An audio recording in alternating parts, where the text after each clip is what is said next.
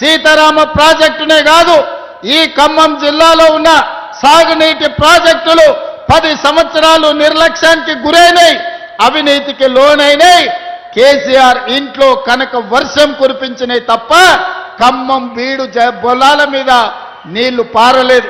అందుకే ఈనాడు మిత్రులు బట్టి విక్రమార్క గారు ఆర్థిక మంత్రిగా, మిత్రులు పొంగులేటి శ్రీనివాసరెడ్డి గారు రెవెన్యూ మంత్రిగా, తుమ్మల నాగేశ్వరరావు గారు వ్యవసాయ శాఖ మంత్రిగా తెలంగాణ రాష్ట్ర ప్రభుత్వానికి నేను ముఖ్యమంత్రిగా ఉండొచ్చు.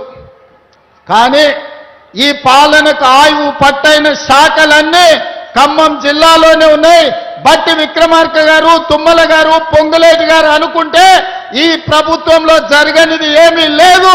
ఖమ్మకు జిల్లాకు ఏమి కావాలనో మీరు అడిగిందే తడువుగా మీ నిధులు అనుమతులు మంజూరు చేసే బాధ్యత నాది.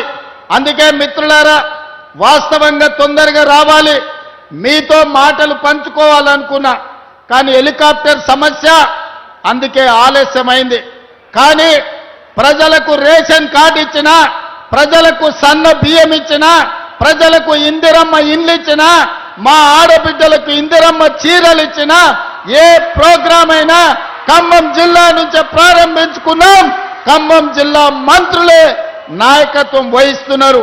ఈరోజు వ్యవసాయానికి, ఈరోజు ఇందిరమ్మ ఇండ్లకు, ఇందిరమ్మ చీరలకు నిధులు, రేషన్ కార్డులు, సన్న బియ్యం అన్ని కార్యక్రమాలను కూడా ఈ ప్రాంతం నుంచే ప్రారంభించుకున్నాం.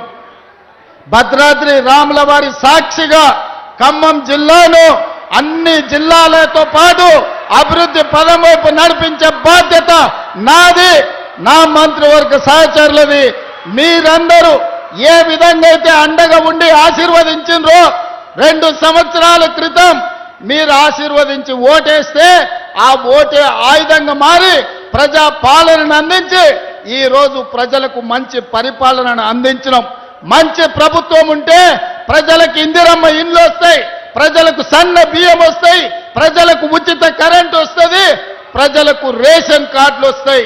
మరి ప్రభుత్వం ఉన్నా సర్పంచులు మంచోళ్ళు ఉండాలి.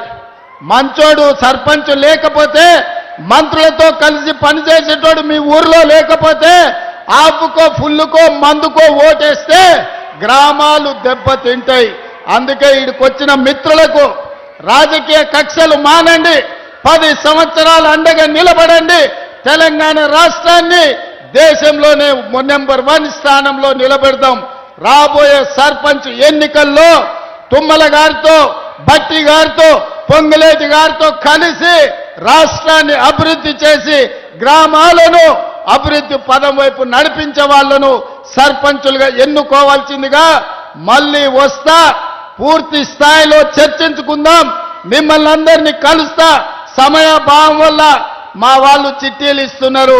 హెలికాప్టర్ అర్జెంటుగా ఎగరాలి, ఢిల్లీకి వెళ్ళాలి.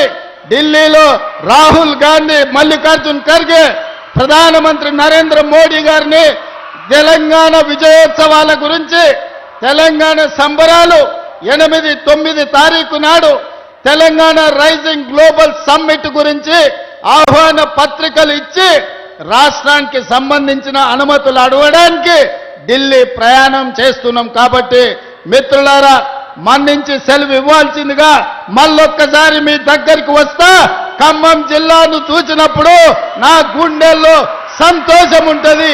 ఎన్నిసార్లు వచ్చినా అదే ఉత్సాహంతోని, అదే ఊపుతోని మీరు అండగా నిలబడుతున్నారు.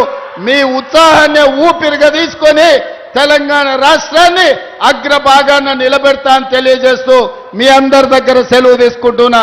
ధన్యవాదాలు మిత్రులారా.